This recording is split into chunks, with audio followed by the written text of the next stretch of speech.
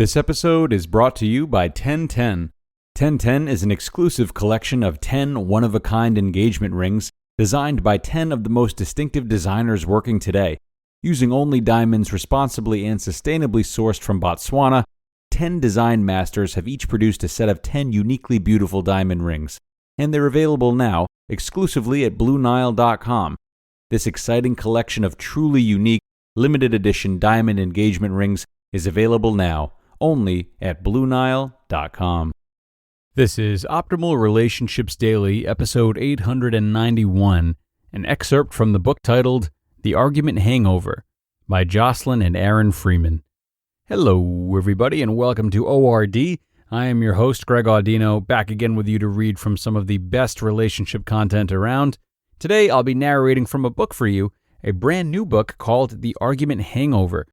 This is a really wonderful read for couples, as it provides terrific insight for couples on how to argue and how to overcome disagreements. I highly recommend it. But I can understand if you just want to see for yourself rather than take my word for it. And lucky for you, we have an excerpt from it for you today about how to clearly communicate in the face of disagreements. So let's not wait another minute. We're going to hop right into this one and start optimizing your life. An excerpt from the book titled The Argument Hangover by Jocelyn and Aaron Freeman. To say it simply, you're probably not being as clear when you speak as you think you are.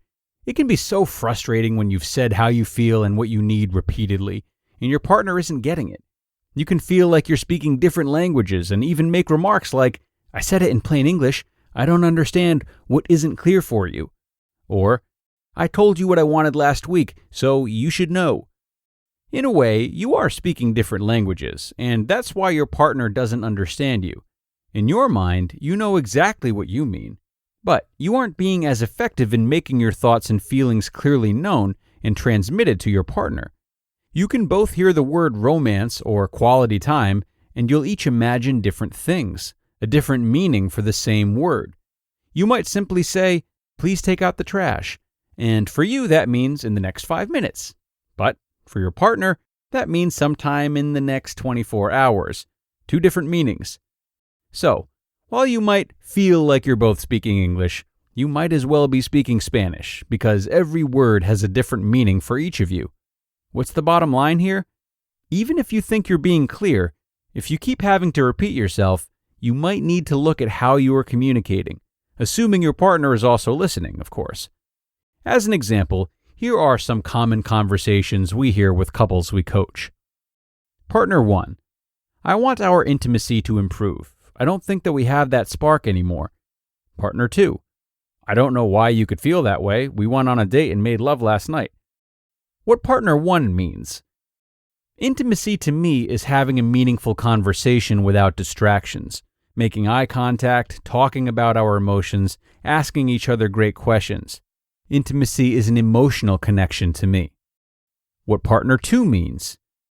Intimacy to me is making love 3 to 4 times per week, great kisses, and snuggling at night before bed. Or, partner 1. I need you to help me around the house more. I am overwhelmed. Partner 2. I'm trying to help. I cleaned the garage and took out the trash today. What partner 1 means. Helping around the house means cleaning the dishes after we eat, taking out the bathroom trash when you see it full, picking up your coffee cup after you drink it in your office, and wiping your pee off the toilet seat. What partner 2 means. I'm doing what I know to do. I'm not as great at anticipating what else might need to be done. In our coaching sessions, we'll watch the frustration build as one person feels like they've said the same thing for months and nothing has changed. We'll intercept the conversation to work with that person. The speaker is usually surprised to get the feedback that what they're saying isn't actually all that clear. This is typically because they are making one of the following common mistakes. Speaking in absolutes, like you always or you never.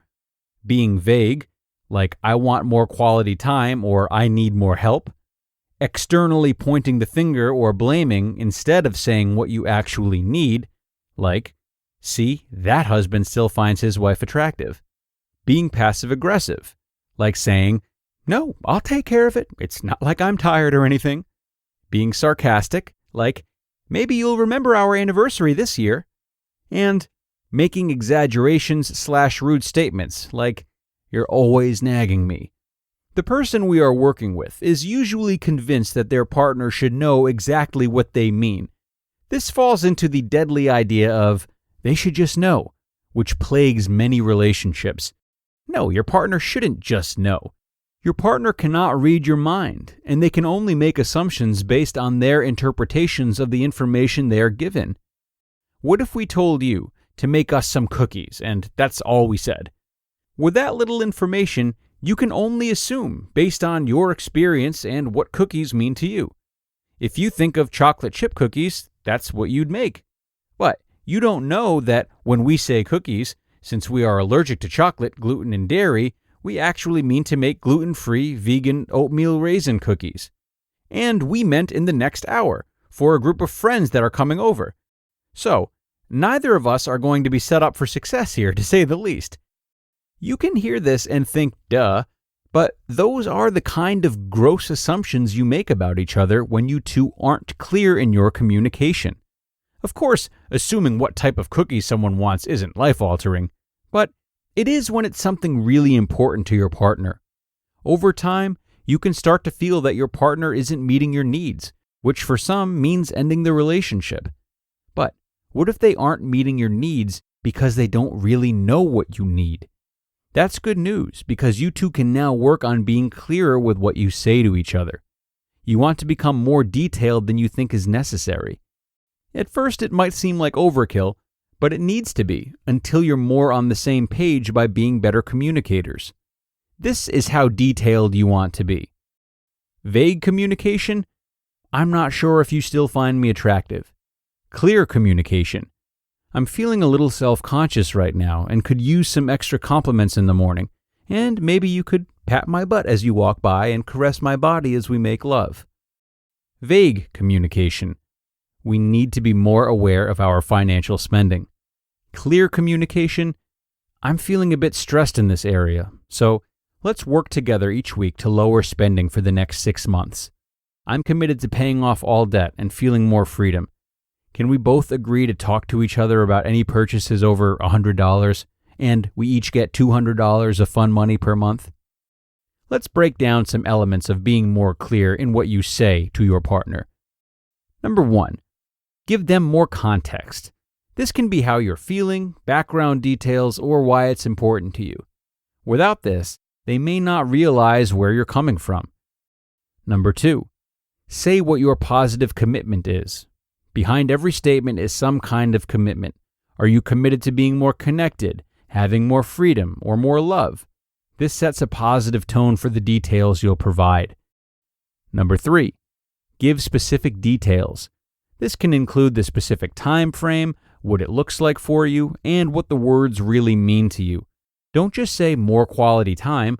Say how much time, how often, doing what, who's around, and what you're doing, etc. And number 4, get their acknowledgement. Ask them if what you said is clear. If you aren't sure it was clear enough, ask them to either repeat back what they heard or simply ask, does that feel clearer to you, or should I provide more detail? As you attempt to be more clear, you are adding this additional detail to make sure you two are on the same page. Because while you both might be speaking the same language, you can have very different interpretations of each other's words. You just listened to an excerpt from the book titled The Argument Hangover by Jocelyn and Aaron Freeman. And everyone, it is no secret that 2020 was a lot, and I think you would agree that we could all benefit from less stress and more sleep in our lives. It is so important to take care of ourselves and invest in our well-being during times of anxiety, and that is why we are so excited to partner with Calm, the app designed to help you ease stress and sleep better. Calm, which has over 85 million users, has a whole library of programs designed for healthy sleep, like soundscapes, guided meditations, and over 100 sleep stories. I'm a Calm user, and I can safely say that its assortment of soothing material for day and night made my meditation experience a lot better. And It took away the stress that we often feel about meditating the right way, whatever that means. And now for listeners of the show, Calm is offering a special limited time promotion of 40% off a Calm premium subscription at calm.com/ORD. That's 40% off unlimited access to Calm's entire library, and new content is added every week. Get started today at calm.com/ORD. That's calm.com/ORD. And thanks so much to the Freemans for a wonderful book excerpt. A bit about them: they are a married couple who are the founders of Empowered Couples University, where busy couples unlearn unhealthy patterns and gain the relationship skills that none of us learned growing up. They are also sought-after relationship coaches and have worked with celebrities, public figures, and thousands of couples around the world.